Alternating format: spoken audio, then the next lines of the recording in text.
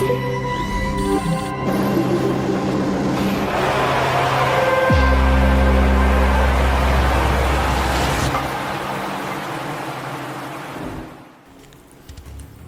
MotoGP Mania, welcome back to my YouTube channel bersama saya Brian. Dan kali ini kita sudah sampai di episode ke-26 ya, kalau nggak salah. Karena memang belakangan ini agak sibuk, jadi udah berapa hari tidak recording untuk di MotoGP 24 karir. Dan sekarang kita akan cek dulu pesan dari Marc Marquez di sini. Oke, di sini kita akan coba untuk sedikit men-challenge dia di sini. Walaupun dia sangat kuat di Jerez, 8 kali juara dunia. Dan langsung saja kita menuju ke kualifikasi pertama di sirkuit Jerez, Spanyol.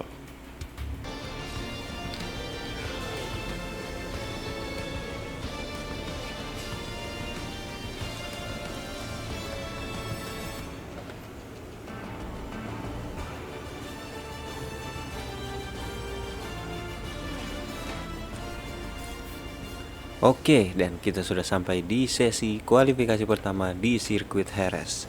Dan seperti biasa, kita akan men-setup sedikit motor kita dengan settingan yang bisa saya pakai, karena di sini saya lebih enak memakai disc brake yang diameternya besar, yaitu 355 mm, karena sirkuit ini ada beberapa kali hard braking, jadi lebih enak buat saya untuk memakai disc brake 355. Dan untuk di settingan suspensi depan kita akan memakai front preloadnya 4, karena memang kita membutuhkan motor yang menikungnya lebih cepat di sini. Membutuhkan menikung lebih cepat. Untuk oil quantity-nya 3 cukup, tidak usah terlalu keras. Dan untuk di spring hardness-nya, yaitu suspensi kerasnya, suspensi itu bagian dalam, kita akan memakai untuk di angka 4 saja, karena memang motor KTM ini sudah cukup cepat, sudah cukup enak dalam menikung. Untuk di kompresinya 3 saja, karena memang tidak banyak bumping di track ini. Dan untuk di extension di sini, karena motor ini begitu wheelie dan banyak sekali kita harus mencari akselerasi di saat keluar tikungan. Jadi di sini saya akan mencoba di extensionnya 7 atau full, di sini kita penuh. Dan untuk di settingan suspensi belakang, saya akan tetap memakai sama dengan depan, yaitu 4. Untuk swing arm konektornya saya akan coba di angka 2. Dan untuk di kekerasan suspensi belakang di sini tetap di angka 4, sama dengan di suspensi depan. Untuk kompresinya 3, karena memang tidak banyak bumping di sini. Dan untuk di single shock absorber extensionnya kita akan memakai di penuh, karena yang seperti saya bilang tadi, saat keluar tikungan motor KTM ini sangat wheelie dan kita membutuhkan akselerasi di saat keluar tikungan. Jadi di sini saya akan coba untuk menyetingnya full di angka 7. Dan ini hanya settingan saya ya, seperti biasa, karena untuk di settingan motor berbeda-beda, tentu saya berbeda-beda settingan, dan juga gaya balap kita juga berbeda. Tapi untuk sebagai referensi, kalian mungkin bisa sedikit melihat settingan motor dari saya di sini. Dan untuk anti wheelie tentu saja 5, karena memang kita harus mendapatkan akselerasi yang baik di saat keluar tikungan dengan engine brake 4 untuk membantu kita dalam pengereman. Dan untuk di transmisinya sendiri, di sini kita akan memakai di gear 1 hampir full, karena kita membutuhkan akselerasi yang baik di saat 3 gigi pertama di sini. Dan untuk di gear 4 cukup di angka 5 saja. Di gear 5 di angka 4, gear 5 juga di 5, dan 4 di sini saya cukup untuk 4. Dan untuk di final rasionya di sini, karena di sini membutuhkan akselerasi yang cepat, jadi kita akan memakai di angka 2, dan juga slipper clutch-nya full di sini. Dan untuk geometri, sebenarnya di Jerez ini tidak banyak tikungan chicane, bahkan mungkin hampir tidak ada ya. Jadi tidak terlalu membutuhkan motor dengan agility yang baik. Jadi di sini kita akan coba untuk settingan yang seperti ini. Mungkin di bagian depan akan coba saya pakai di angka 2 sesuai dengan feeling saya di motor KTM yang sudah kita beberapa kali race. Dan di sini kita akan save dulu. Oke, sepertinya udah ada, tapi tidak masalah, kita save aja dulu. Karena itu settingan saya di main di Grand Prix menggunakan Pedro Acosta. Dan tentu saya di karir ini motor itu berbeda, karena memang di karir ini kita dituntut untuk membuat motor ini lebih baik. Jadi settingan motornya cukup berbeda. Untuk di sini kita akan coba medium dulu. Kita akan coba 1 lap dulu di sini untuk mencari feeling. Biasanya kan saya langsung mulai di 6 menit terakhir, jadi langsung saja kita coba di 1 lap pertama di sesi kualifikasi. Oke, dan tibalah kita di lap pertama kita di sini. Kita akan coba untuk mencari feeling di lap pertama ini. Sedikit keluar jalur kita.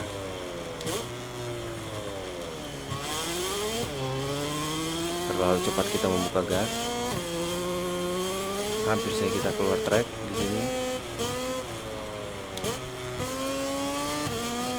Oke, kurang baik memang kita di sini. Karena memang saya sudah beberapa hari tidak main, jadi kita sedikit latihan dulu di sini. Bahkan masih wheelie di sini. Padahal kita sudah memakai settingan untuk anti wheelie-nya. Masih sedikit melebar di sini.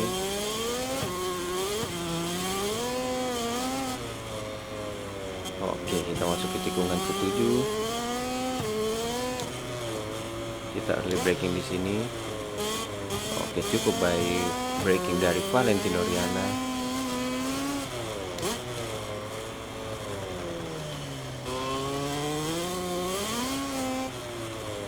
Aduh, kita melebar di sini. Terlalu agresif dalam membuka gas. Kita masuk di tikungan ke-11.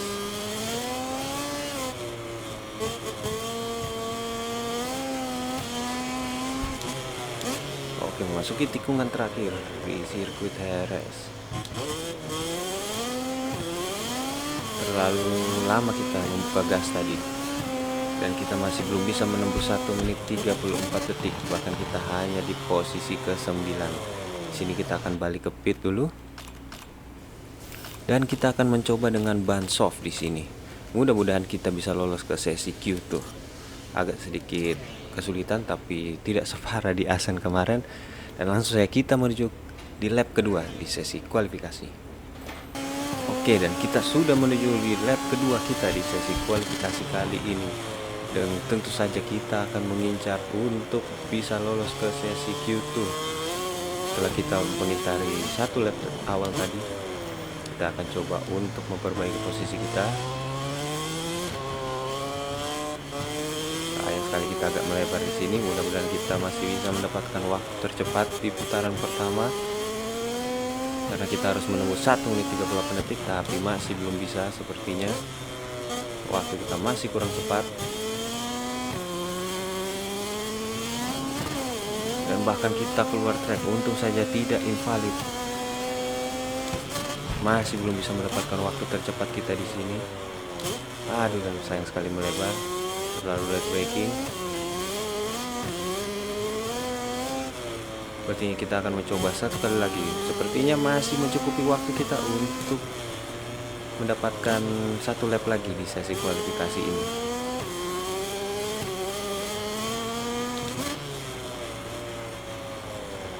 Oke, cukup baik braking dari Valentino Rossi di sini. Tapi masih belum bisa mendapatkan waktu yang baik.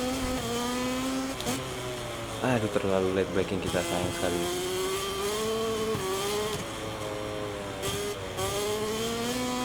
Memasuki tikungan terakhir, dapatkah kita menembus sesi posisi pertama atau kedua untuk menembus sesi Q2?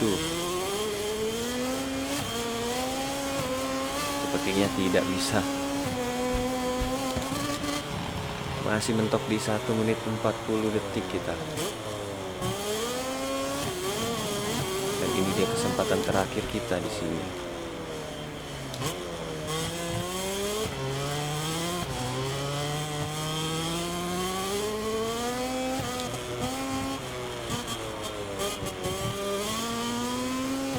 Kita akan coba di TCS 2 dan kita mendapatkan waktu tercepat di sini. Baik sekali. Kita akan coba di TCS 2 untuk nge-push motor kita agar bisa lolos ke sesi Q2. Masih mendapatkan waktu tercepat juga di putaran kedua.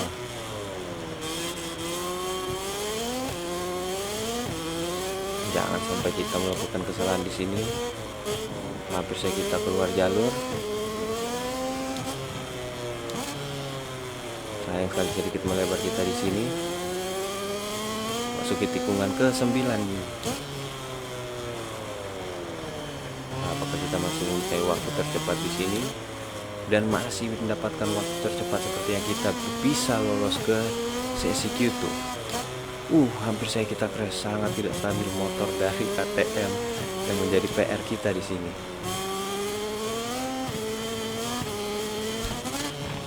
Ini dia memasuki tikungan terakhir. Sayang sekali kita terlalu lambat membuka gas tadi. Mudah-mudahan kita bisa lolos ke sesi Q2. Dan kita berhasil lolos. Kita berhasil lolos sangat tipis dengan Franco Morbidelli. Dan langsung saja kita menuju ke sesi kualifikasi kedua. Oke, dan tibalah kita di sesi kualifikasi kedua di sirkuit Jerez. Dan kita akan memakai ban soft yang lebih fresh di sini, ban soft yang baru. Dan kita akan coba melihat di sesi kualifikasi waktu putaran cepat terbaik dan juga ban yang digunakan oleh pembalap lain. Rata-rata menggunakan ban soft di sini. Betulnya saya agak pesimis di sini untuk bisa meraih pole position, tapi kita berusaha saja agar bisa berada di setidaknya grid depan atau 2 grid ke depan, yaitu di 6 besar. Kalau kita melihat berkaca dengan hasil kualifikasi kita di kualifikasi pertama tadi, seharusnya kita bisa di peringkat 2 atau 3. Dan langsung saja kita menuju ke sesi kualifikasi kedua. Dan ini dia lap pertama kita di sesi kualifikasi kedua. Kita di belakang Marc Marquez di sini, kita early braking. Hati-hati jangan sampai terjadi kontak di sini. Kita coba towing dari Marc Marquez. Hampir saja kita menabrak Marc Marquez, dia terlalu lambat membuka gas. Sayang sekali kita membuang-buang waktu di sini. Karena memang towing itu tidak segampang yang kita kira, seperti kalau kita lihat Marc Marquez di race GP, dia sering towing karena harus hati-hati jangan sampai kita menabrak hingga mengganggu lap time dari pembalap lain, karena kita akan mendapatkan long lap penalty. Tapi kita akan coba berusaha untuk towing di sini. Kita early braking. Hampir saja kita mendapat pollution di sini dan kita melebar. Sepertinya akan sangat sulit kita untuk meraih pole position di sini. Kita akan coba melewati Marc Marquez. Oke, bisa. Agar tidak terganggu lap time kita. Sedikit melebar tadi, tapi tidak masalah, kita akan coba 1 lap lagi. Mudah-mudahan trafficnya tidak ada pembalap lain di depan kita di lap kedua nanti.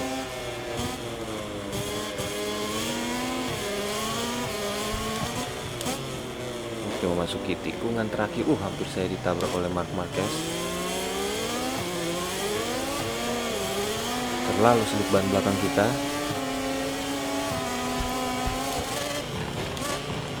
Oke, memasuki tikungan pertama. Baik kali braking dari Valentino Rossi.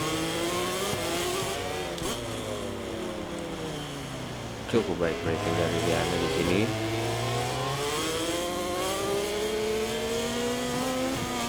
Sayang sekali kita melebar. Untung saya tidak invalid lap. Dan kita mendapatkan waktu tercepat di putaran pertama. Hampir saja kita keluar track. terlalu early braking. Oke, kita gaspol di trek lurus. Dapatkah kita meraih pole position di sini dan masih mendapatkan waktu tercepat kedua juga? Aduh, sayang sekali melebar.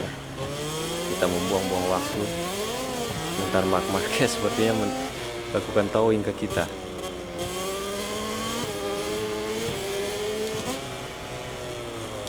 Aduh, melebar kita. Terlalu late braking.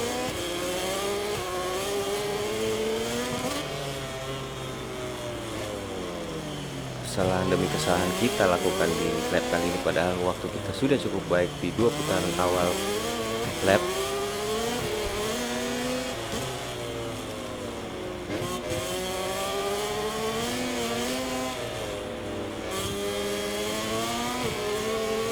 Masuki tikungan terakhir, bisakah kita meraih pole position di sini?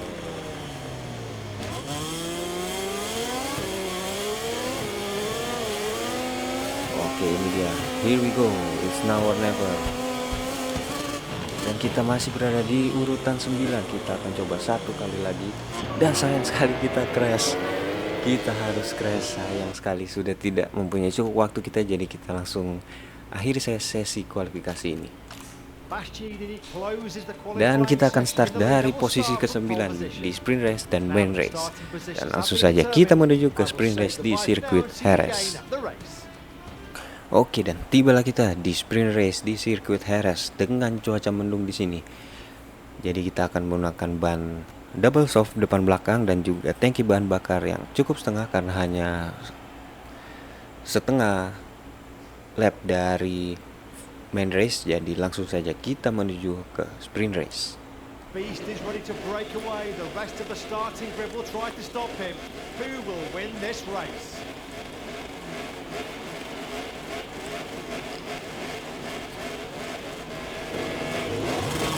Dan ini dia sprint race di sirkuit Jerez akan segera dimulai. Kita berada di posisi ke-9, engine on dan race is on. Kita harus tetap berada di depan Pedro Acosta di objektif dari tim Gas Gas Tech 3. Memasuki tikungan pertama dan bahkan kita ditabrak di sini. Memang sangat rawan di tikungan pertama ini, langsung diinvestigasi oleh steward. Sepertinya kita ditabrak oleh Maverick Vinales tadi. Coba overtake DJ Antonio dari sisi luar dan berhasil. Kita sudah berada di peringkat 5 di sini. Kita akan coba untuk mengincar posisi podium dan langsung mendapatkan peringatan Maverick Vinales karena menabrak kita di tikungan pertama tadi. Kita akan coba untuk memasuki posisi 3 besar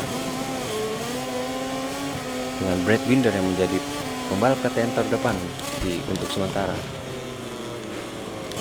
Sayang sekali kita telat untuk braking di sini dan kita harus melebar. Padahal tadi kita sudah sangat dekat dengan Pecco Bagnaia yang berada di posisi keempat.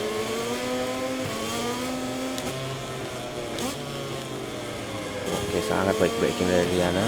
Kita akan coba untuk menguntit di posisi 4 besar. Sudah semakin dekat jarak kita.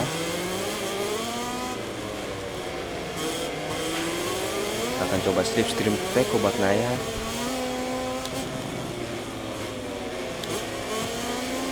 Terlalu slip bahan bakar kita karena menggunakan TCS 2, tapi memang sangat dibutuhkan di sini.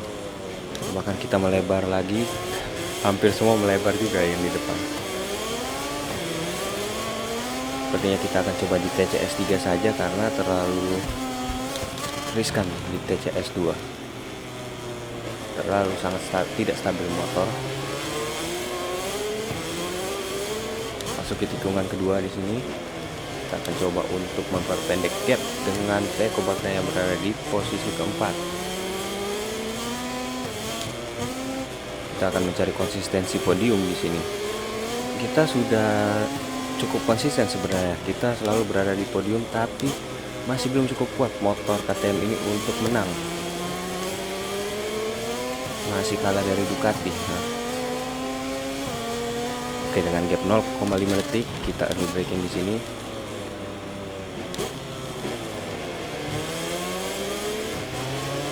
Hampir saja kita terjadi kontak dengan Pecco Bagnaia, jadi kita harus sedikit menekan gas tadi dan bahkan melebar Enia Bastian ini melebar, apa Jorge Martin tadi yang ngelebar? Jika mereka fight di depan, maka ini menguntungkan kita untuk bisa berada di posisi depan. Sudah semakin dekat jarak kita akan coba untuk mencari celah mengovertake Peko Bagnaya. Bahkan Peko Bagnaya sempat melihat ke belakang karena jarak memang sudah cukup dekat.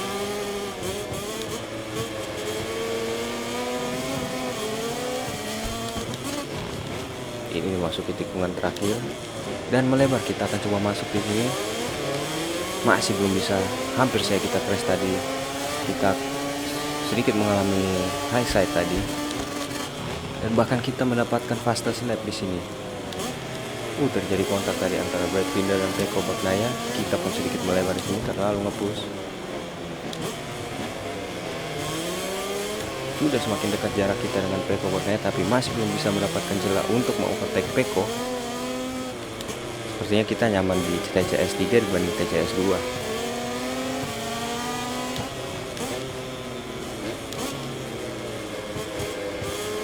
Oke, kita akan Hadiawan di sini mencari speed dan bahkan kita terangkat tadi memijak apex yang terlalu tebal ternyata. Ini dia masuk ke tikungan tajam di sini.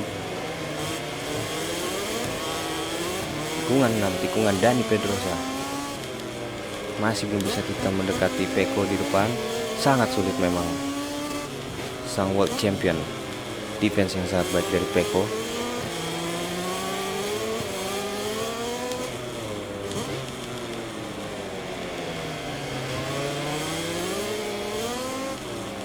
Terlalu lama kita membuka gas tadi.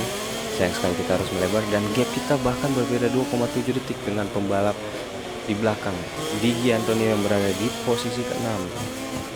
Ini dia last lap di sprint race sirkuit Jerez dan sepertinya kita harus puas finish di posisi ke-5.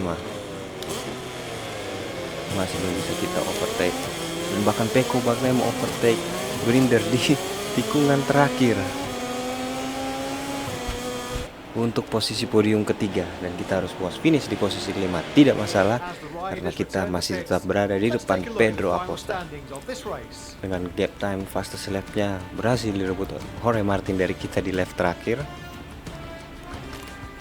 Dan untuk di posisi klasmen sementara kita turun ke posisi keempat karena Enia Bastian ini berhasil menjuarai sprint race. Dan bahkan kita hanya berbeda 1 poin dan masih selisih 18 poin gap dengan Peko Bagnaya di puncak klasmen. Tidak terlalu jauh dan kita masih optimis. Untuk di tim championship kita masih berada di peringkat kedua di bawah Ducati Lenovo Team. Dan di konstruktur tim tentu saja Ducati tidak bisa digeser. Dan langsung saja kita menuju ke main race di sirkuit Jerez. Oke, dan kita sudah berada di main race di sirkuit Jerez. Dan masih cuaca mendung tapi di indikatornya menunjukkan akan cerah. Jadi sepertinya dengan suhu trek 33 derajat dan suhu udara 22 derajat, jadi kita akan menggunakan ban. Sepertinya kita akan mencoba ban hard compound untuk di depan. Kita akan mencoba hard compound di depan dan medium di belakang karena cuaca akan cerah. Di sini kita akan sedikit gambling untuk mengincar posisi podium dan langsung saja kita menuju ke main race di sirkuit Jerez. Still a few more moments and Bastianini will start from pole position. Everything's ready for a great race.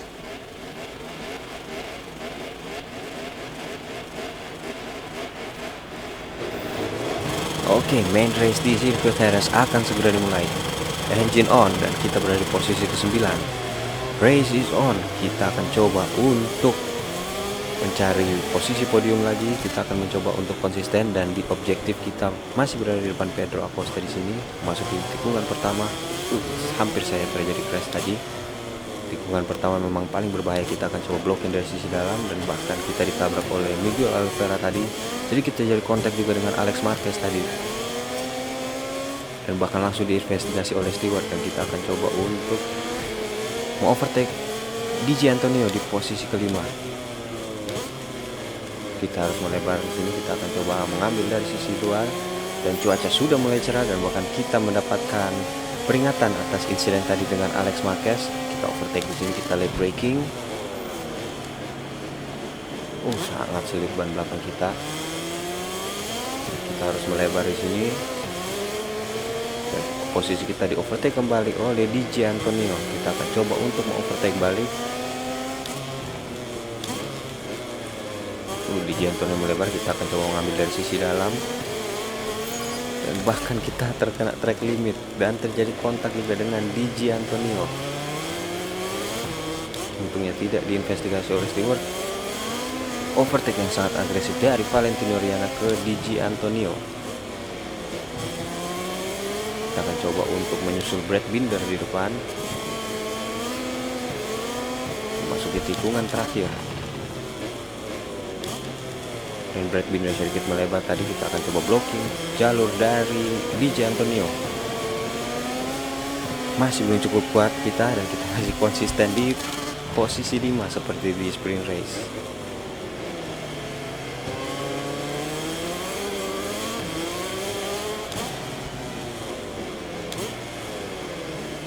Memasuki tikungan kedua, tikungan Michelin, tikungan ketiga. Masih belum bisa mendekati Brad Binder yang berada di posisi keempat. Sepertinya kita salah menemukan ban hard di sini, karena grip ban depan kita sepertinya belum cukup baik. Harusnya tadi kita menggunakan ban double medium saja. Oke, kita sudah semakin dekat dengan Brad Binder. Kita berhasil memangkas waktu.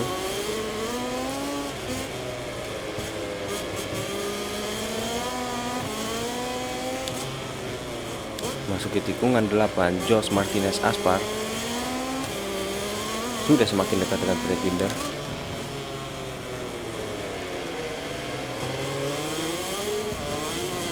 Dan bahkan Brad Binder tadi sedikit melebar, untungnya dia tidak mendapatkan track limit. Terlalu memaksakan kita di gear 4 tadi.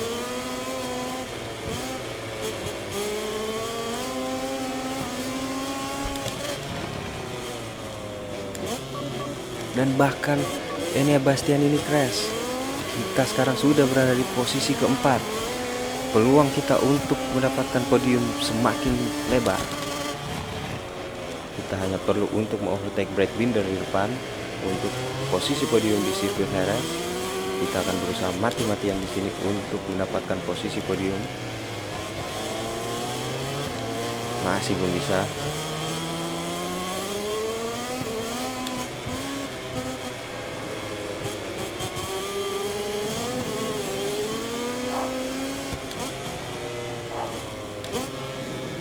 Masuki tikungan kelima, kita sedikit melebar di sini karena tadi menginjak apex, jadi kita agak sedikit melebar. Dan bahkan Enea Bastian ini masih sempat bangkit dia. Masih bisa melanjutkan race, berada di belakang kita dengan gap 1 detik. Masih belum bisa kita mengejar Brad Binder, sangat sulit kita mengejar Brad Binder di posisi depan. Sangat tidak stabil motor dari KTM, ini menjadi PR kita di pre-season test nanti di sirkuit Jerez juga.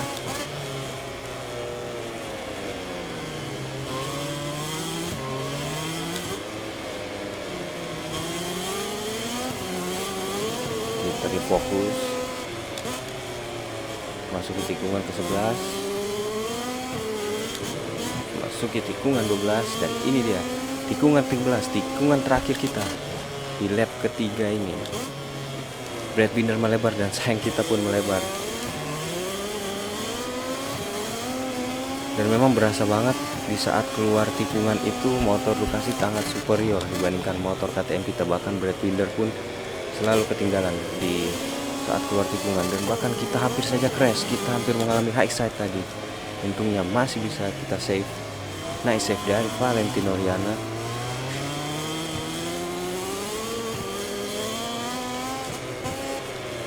Hampir saja kita crash, mengalami high side tadi.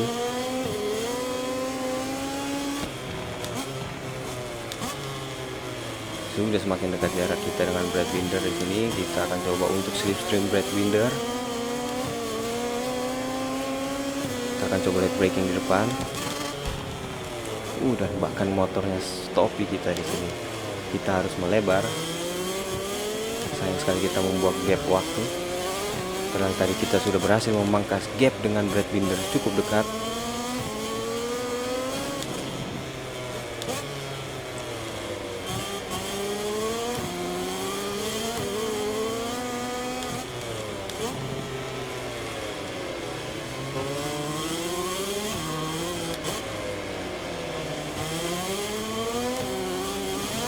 Padahal kita sudah berada di TCS 3, tapi memang masih sangat sulit, bahkan di sini melebar kita.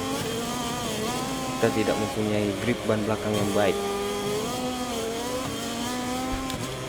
Seharusnya mungkin kita menggunakan ban shock ya tadi.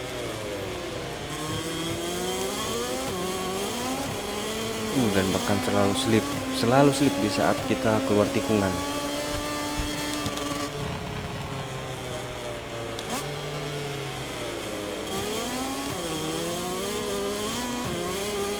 Tidak mempunyai cukup grip ban belakang kita di sini, jadi kita harus hati-hati di saat membuka gas. Tidak bisa kita memakai TCS 2 di sini karena di TCS 3 saja kita saat membuka gas keluar tikungan itu ban belakang kita sudah sangat slip.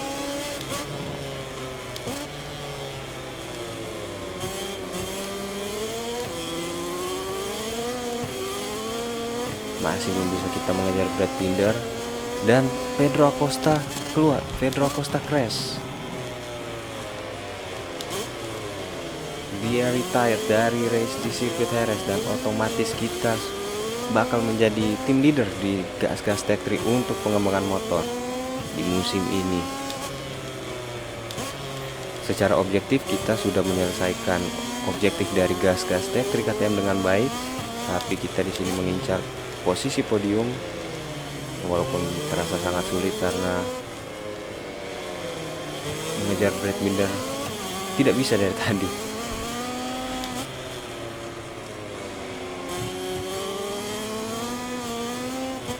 Bahkan kita sebenarnya tidak begitu kesulitan di sirkuit Jerez, berbeda dengan Austin, tapi kita masih belum bisa untuk meraih podium di sini, di sprint race dan bahkan di main race kali ini.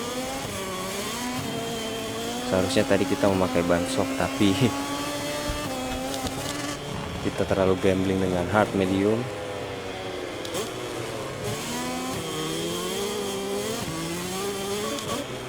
Dan bahkan DJ Antonio pun crash.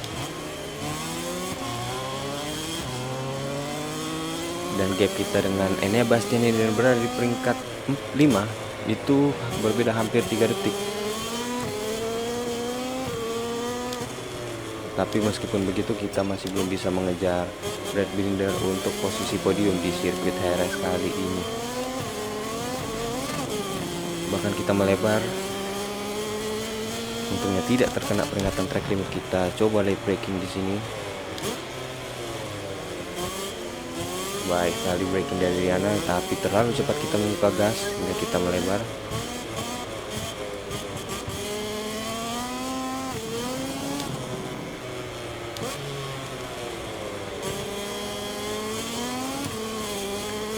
Terlalu slip ban belakang kita. Kesalahan demi kesalahan kita lakukan di sini karena kita coba untuk nge-push motor kita sebaik mungkin agar bisa di posisi podium, tapi ternyata memang tidak bisa. Jadi kita akan coba untuk mengamankan saja poin di klasmen dan berharap Pecco ataupun Jorge Martin yang berada di posisi 1-2 klasmen itu melakukan kesalahan hingga crash.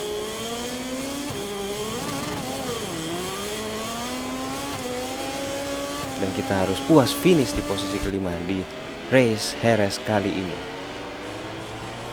This long race weekend also comes to a close with the end of the MotoGP race. All we can do is to see the race. Sorry, ternyata kita finish di peringkat 4 dan Enea Bastianini di peringkat 5. Hanya beda, sebenarnya tadi kita bisa mengejar Brad Binder di posisi podium, tapi sayangnya kita melebar melakukan kesalahan hingga tidak bisa memperebutkan posisi podium. Dan posisi 1 dimenangkan oleh Jorge Martin di sirkuit Jerez kali ini. Untuk di klasmen kita berhasil menyalip Enea Bastian ini yang crash tadi hingga kita berada di posisi ketiga dan hanya berbeda 1 poin dengan Enea Bastian ini, dan juga berbeda 25 poin dengan Pecco Bagnaia yang berada di posisi pertama. Semakin jauh jarak kita karena kita gagal meraih posisi podium, dan Brad Binder yang berhasil finish di peringkat ketiga di race kali ini berhasil naik 4 peringkat ke peringkat 6, sementara rekan tim kita Pedro Acosta yang crash harus turun 2 posisi ke posisi 9. Dan untuk di tim championship kita turun 1 peringkat digeser oleh Prima Pramac Racing Team. Kita harus turun ke posisi ketiga. Dan untuk di constructor championship tentu saja Ducati lah yang bakal menang karena gapnya sangat jauh, 62 poin, dan memang motor Ducati jauh lebih baik dibandingkan gas-gas KTM, Aprilia, tim pabrikan KTM, Yamaha ataupun Honda yang sampai saat ini masih belum mendapatkan poin. Sepertinya kita akan coba di Honda ya di next season kalau dapat tawaran dari Honda. Dan kita akan bertemu lagi di season pretest di sirkuit Jerez untuk mencoba mengembangkan motor agar lebih stabil dan juga untuk mencegah wheelie dari motor saat keluar tikungan, yang tentu saja itu adalah perbaikan dari segi aerodinamis di motor KTM. Thank you for watching guys, sampai bertemu di episode selanjutnya. Saya Brian dan ciao.